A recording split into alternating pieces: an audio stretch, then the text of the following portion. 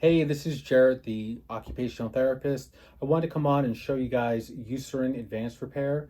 I love this stuff for use in my practice and even on my own skin as well, and even on my newborn. Best thing about this is that it's not too thick, it's not too thin. I find it's just right, literally.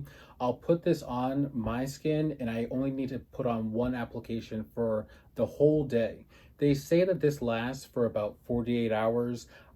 I know that at least for myself that I apply it every day, just once a day. And if I'm washing my hands a lot because of patient care, then I'll reapply this as the day goes on. Now for my child, I'll put this on once a day and they're good to go as well. But you don't need a lot of this. You just need a little pump.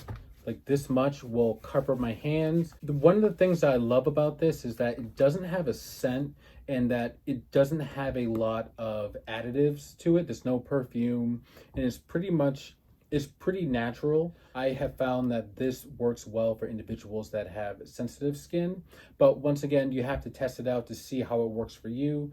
But in my cases, I find that this works really well. It does a great job of moisturizing and helping the skin. So definitely check this out.